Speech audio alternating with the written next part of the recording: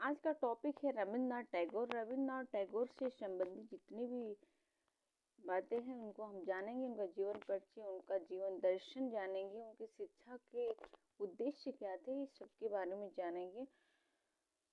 BEd first semester या first year के according ये वीडियो बहुत ही इम्पोर्टेंट होने वाली है। तो देखते हैं कि जीवन वृत्त लाइफ स्केच क्या है। लाइफ स्केच क्या है। 19वीं शताब्दी के उत्तरार्ध में 6 मई सन 1861 ईस्वी को जोड़ा सांको कोलकाता के शहर में है। कोलकाता के सम्मानित परिवार में रविन्द्रनाथ टैगोर का जन्म हुआ था। उनकी माता का नाम शारदा देवी तथा पिता का नाम देवेंद्रनाथ टैगोर था। रविन्द्रनाथ जी की माता का देहांत बचपन में ही हो गया था, जिसके कारण उनका पालन पोषण उनके पिता के संरक्षण में हुआ और उनकी प्रारंभिक शिक्षा या प्राथमिक शिक्षा विद्यालय से अधिक घर पर ही हुई थी।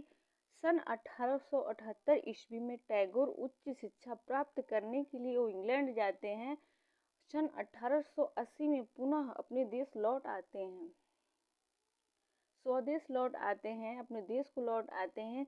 सन 1884 ईस्वी में रविन्द्रनाथ टैगोर जी का विवाह मृणालिनी देवी के साथ हुआ, किंतु सन 1920 ईस्वी में उनकी पत्नी का भी देहांत हो गया, जिसके कारण उनका जीवन अस्त व्यस्त हो गया।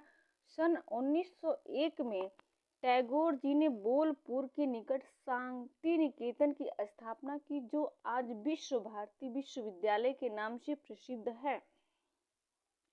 और ये रविन्द्रनाथ टैगोर को महान कवि साहित्यकार के रूप में टैगोर को ख्याति देश की सीमाओं को पार कर गई। तो इसमें जो मेन टॉपिक है इसको आपको लर्न करना होगा। जैसे इनका जन्म है, जन्म स्थान है, इनकी माता का नाम, इनके पिता का नाम, इनका शिक्षा कहाँ पे कैसे हुई, किस सन में ये शिक्षा प्राप्त करने कहाँ गए थे, किसके साथ इनका विवाह हुआ था, कब इनकी पत्नी का देहांत होता है और ये कहाँ शांति निकेतन की स्थापना करते हैं, ये सब चीज़ें याद करना होगा, जिससे आप कहानी मेन चीज़ों को याद कर इसी कहानी के तौर पे आप अपनी कॉपी को लिख सकते हैं बेहतरीन तरीके से।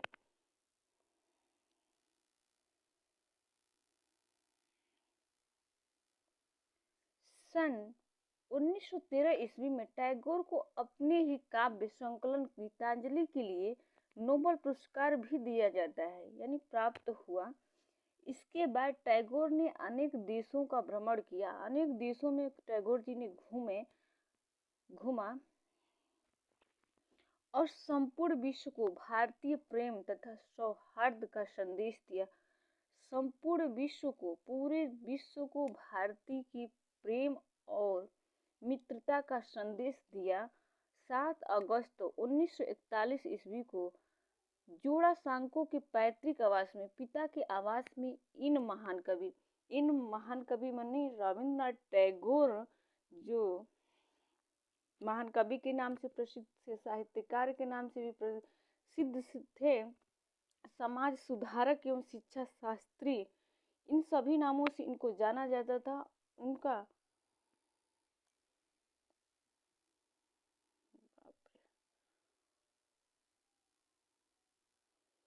जाना जाता था और उनका 7 अगस्त 1941 को पिता के आवास पर देहांत हो जाता है।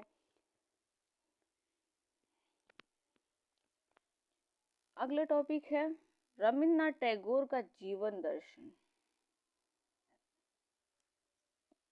रविन्द्रनाथ टैगोर का जीवन दर्शन उच्च कोटि का था, मानवतावादी कहा जा सकता है। टैगोर जी का मानना था कि संवेगों को, इमोशंस एवं अस्थायी भावों का दमन नहीं किया जाना चाहिए, बलपूर्वक दबाव से उसको रोकना नहीं चाहिए, दबाना नहीं चाहिए। दमन का अर्थ यही होता है कि दबाना नहीं चाहिए, बल्कि व्यक्ति की समस्त शक्तियों का सामंजस्यपूर्ण विकास किया जाना चाहिए। अनुकूलता के अनुसार विकास किया जाना चाहिए, तालमेल के अनुसार विकास किया जाना चाहिए। टैगोर जी के विश्व बोध दर्शन की तत्व मीमांसा।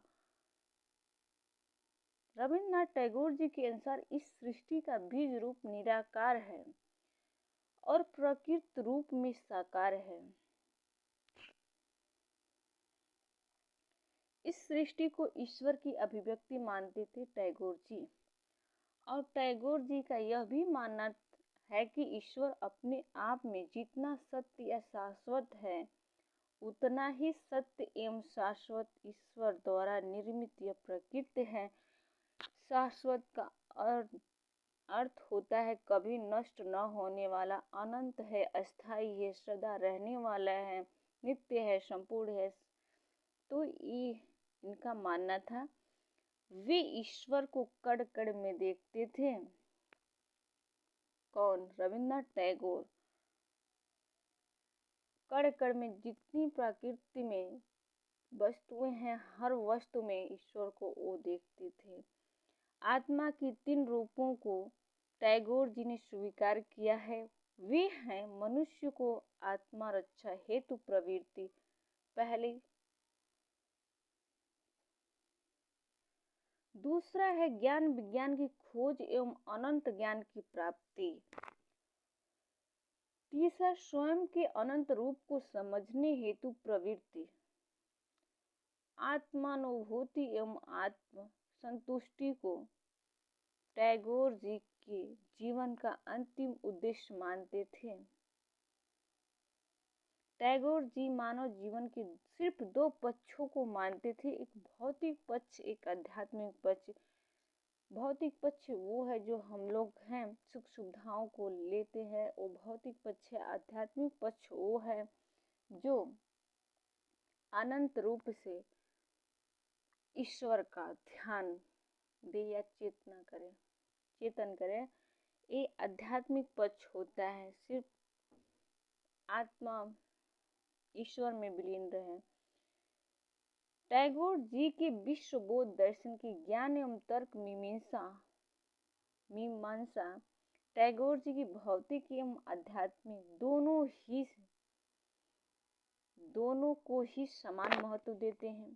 चाहे भौतिक हो या आध्यात्मिक हो, दोनों को वो समान मानते थे। उनका मानना था कि केवल भौतिक संसार के उपासक अंधकार में प्रवेश करते हैं, उसी प्रकार जो सिर्फ ब्रह्म ज्ञान में लीन रहते हैं, वो भी अंधकार में जीवन व्यतीत करते हैं। टैगोर जी का मानना था कि भौतिक ज्ञान उपयोगी ज्ञान है और आध्यात्मिक तत्व के ज्ञान के लिए सबसे सरल मार्ग प्रेम मार्ग है। आध्यात्मिक तत्व के ज्ञान के लिए सबसे जो सरल मार्ग उन्होंने बताया, वह स्नेह मार्ग या प्रेम मार्ग को मानते थे। टैगोर जी के अनुसार संसार की समस्त वस्तुओं एवं जीवों में एकात्म भाव ही परम एवं अंतिम सत्य है। एकात्म जो मिलकर एक हो गया हो,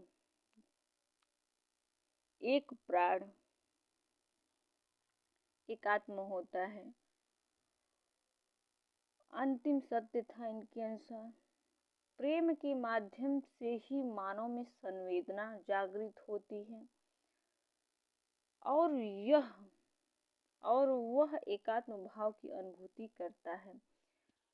ये टैगोर जी का मानना था कि प्रेम नहीं होगा तो मानव के अंदर संवेदना जागृत नहीं होगी, और यह जो मनुष्य है या कोई भी प्राणी है, एकात्म नहीं हो पाएगा, एकात्म भाव की अनुभूति नहीं कर पाएगा। ये टैगोर जी का तर्क मीमांसा था।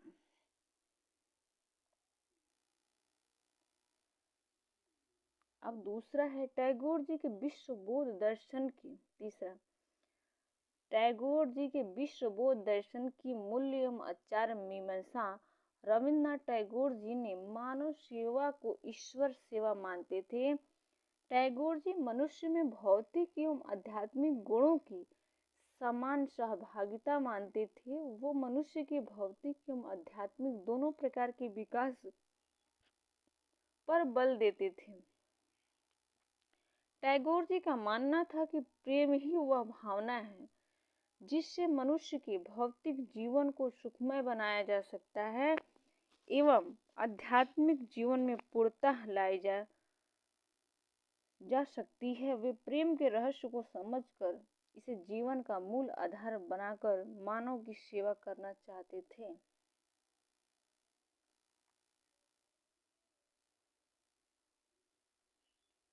टैगोर जी का जो शैक्षिक दर्शन था, एजुकेशनल फिलॉसफी ऑफ टैगोर की जीवन दर्शन के विकास में जिन तत्वों का प्रभाव पड़ा, उन्हीं तत्वों का प्रभाव उनकी शिक्षा दर्शन के विकास में भी पड़ा है। उनके शिक्षा दर्शन का उनके जीवन दर्शन से घनिष्ठ संबंध है। परिवार के प्रभाव के अतिरिक्त टैगोर के शिक्षा दर्शन पर पाश्चात्य शिक्षा शास्त्रियों यानी पश्चिम के जो शिक्षा शास्त्री थे, रूसो, फ्रोवेल, ड्यूबी तथा पेस्टोलॉजी आदि के विचारों का भी गहरा प्रभाव पड़ा है। इन्होंने अपनी तीव्र बुद्धि के द्वारा प्राकृतिक एवं सामाजिक विज्ञानों का पर्याप्त ज्ञान प्राप्त कर लिया था, जिसकी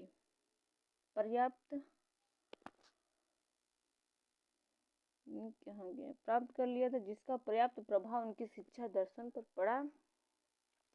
अनुभवों द्वारा उन्होंने शिक्षा के रहस्यों का ज्ञान प्राप्त किया और अपने समय की शिक्षा पद्धति के दोषों का अध्ययन किया। इस प्रकार स्वयं के प्रयत्नों के फलस्वरूप ही टैगोर विश्व के महान शिक्षा शास्त्री बने। शिक्षा का अर्थ, मीनिंग ऑफ एजुकेशन, टैगोर के अनुसार क्या था? सर्वोच्च शिक्षा वही है जो संपूर्ण सृष्टि से हमारे जीवन का सामंजस्य स्थापित करती है, सामंजस्य में तालमेल बैठाती है। संपूर्ण सृष्टि से टैगोर का अभिप्राय है कि संसार की चर और अचर, जड़ और चेतन, सजीव और निर्जीव सभी वस्तुएं, इन वस्तुओं से हमारे जीवन का सामंजस्य तालमेल तभी हो सकता है जब हमारी सभी शक्तियां विकसित होती हैं और पूर्णता के उच्चतम बिंदु तक पहुंचती हैं। इसी को टैगोर ने मनुष्यत्व